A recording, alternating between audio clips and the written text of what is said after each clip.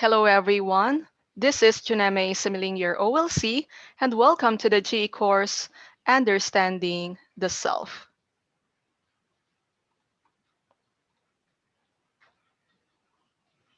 After this discussion, as learners, you are expected to first define physical self, second, explain the importance of the physical self, then lastly, demonstrate critical reflective thought in integrating the various aspects of the physical self.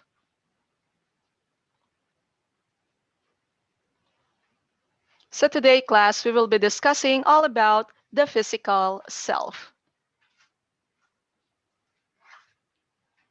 So what is a physical self? So let's try to look into this. Now, when we say physical self, it refers to the body, which is a marvelous container and complex, finely tuned machine with which we interface with our environment and fellow beings. So in other words, class, this physical self, it means the body, okay, this body that we have. And this is a container of our consciousness, of our soul, of our spirit, wherein we can interact with our environment and with the people around us. So that is what we mean by the physical self. Now, another, it's also a concrete dimension, the tangible aspect of the person that can be directly observed and examined. That is why doctors, surgeons, even the nurses, they can just simply observe our body and even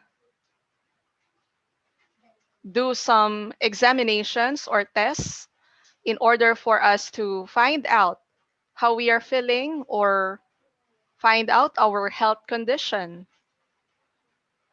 So this is something that we can touch. That is why it's tangible. It's a concrete dimension since it's it contains different parts wherein each part of our body has its own function, wherein everybody, or should I say all the parts of our body are functioning as one. Okay, so that is the physical self.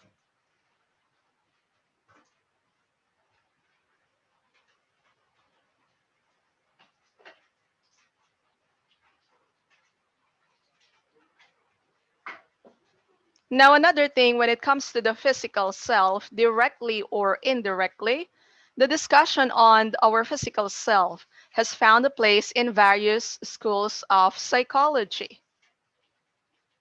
So we have psychoanalysis, behaviorism, humanism, and others. So these are all the areas in psychology wherein the physical self or the body can be studied, can be observed. Now, according to William James, one of the psychologists, so he said that the body is the initial source of sensation and necessary for the origin and maintenance of personality. So all the senses that we have are all included in our body. They're all part of our body. That's why we can sense, we can experience things around us. So without the senses, then there will be no sensation, there will be no experiences.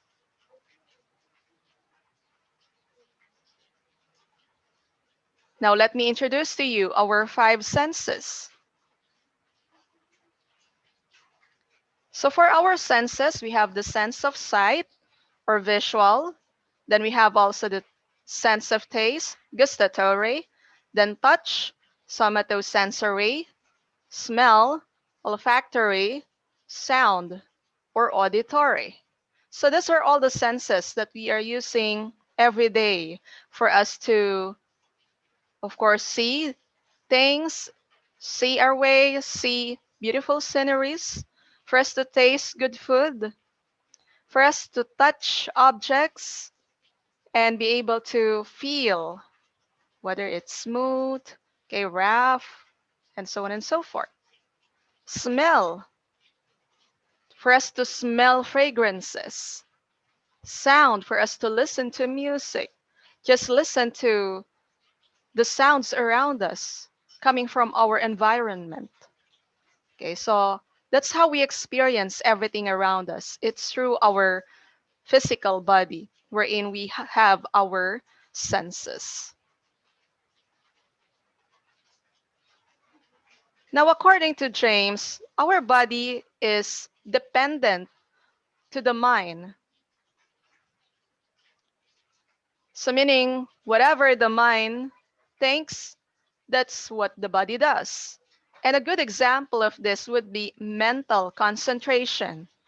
So when we say mental concentration, it means that you are so consumed by this thing. You are consumed by whatever thing you are doing. You are focusing on this.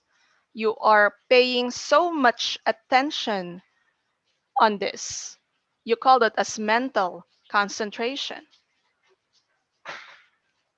And we can apply this body dependent on the mind through mental concentration, especially when it comes to pain. Isn't it that there are people who are already immune when it comes to pain, that they are already ignoring the pain since they are focused so much on something that they wouldn't mind, they wouldn't care about the pain on their body. And those are the people who have high tolerance when it comes to pain. And there are also people who have a very low tolerance in pain, meaning to say, once a pain is induced on their body, then they would react, they would respond that they are in pain, that they are hurt. So you call this as mental concentration for those people who have high tolerance in pain, that they are so much consumed by something, that they are so much focused on this that they wouldn't feel anything on their body, whatever the pain is. Now, let's take this as an example. The soldiers in battle, isn't it that when they are already in there, okay, in the war zone, they are so much consumed by the idea that they have to beat their enemies, they have to fight, they have to use their weapons, they have to keep moving, be conscious of the enemies. Okay. And they wouldn't mind about the gunshots, okay, or whatever pain induced on their body. And even with the boxers in the ring, isn't it that when we're watching this boxing, okay, in the ring, the boxers wouldn't mind, okay, the bruises, the pain, because they are so much consumed on the idea that they have to beat their enemy, they have to win, they have to keep punching. Okay, so that's how mental concentration works, that they wouldn't mind, that they are already ignoring the pain induced on their body. So you call it as mental concentration, wherein it's an application of the body being dependent on the mind.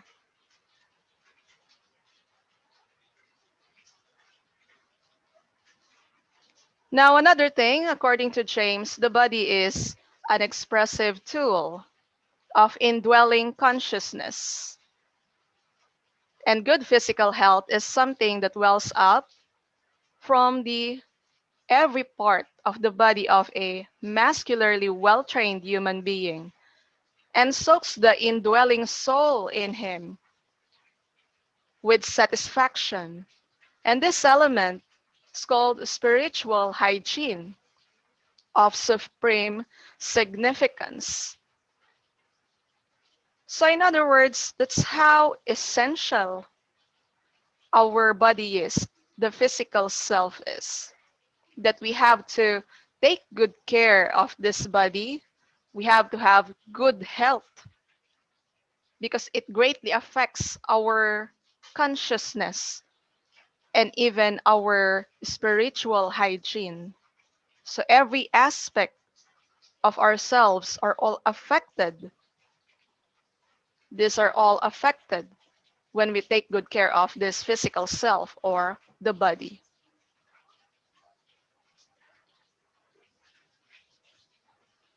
Now let's take a look at the idea of Sigmund Freud when it comes to the physical self. So for Freud, the body is the core of human experience. It's quite similar with that of James, right? So this is the core. It means it's the center of every human experience. That without this body, then we cannot be able to experience things around us. And this is also the ego or the body ego. Okay, the ego is first and foremost the body ego, as made mention by Freud, wherein we can be conscious of ourselves, we can characterize it, we can define it, describe it apart from other people. So we can differentiate ourselves, okay, from other people or from others. Okay, so that's according to Sigmund Freud. So that's how essential our body is. Now, how about from Wilhelm Reich? Now, from Reich, the mind and body are one. So our mind and our body, they are considered as one. And all psychological processes, he postulated, are a part of these physical processes and vice versa. So there's this interrelatedness between the mind and the body. They have relationship. They are considered as one. Okay, so that's according to Wilhelm Reich. Okay, going back to the example a while ago, we're in what the mind thinks, then that's what the body does. So for Reich, the body is essential, dynamic in all psychological functioning, and it plays a critical role in storing and channeling the bioenergy, which is the basis of human existence and experience. So without this body, then there will be no existence here on Earth. There will be no human experience. So that's how essential our body is, this physical self. Now, I have here a question for you to ponder. What do you have in mind about dying? Again, what do you have in mind about dying? So I would like you to ponder on this question, and later on, we'll discuss. Okay, so what your thoughts are when it comes to the idea of death or dying. So, in conclusion, for us to end this discussion, the body is essential as it is a container of the mind and spirit. Without the body, there will be no experiences, sensations, psychological and physical processes. So, in other words, that's how essential, that's how important our body is, our physical self is. That we cannot even exist, that we cannot even have human experience without this physical self or what we call the body. So, this is the container of our mind, our spirit, that without this, then everything else not possible. All right, so I do hope you learned many things from this topic, from this lesson, the physical self.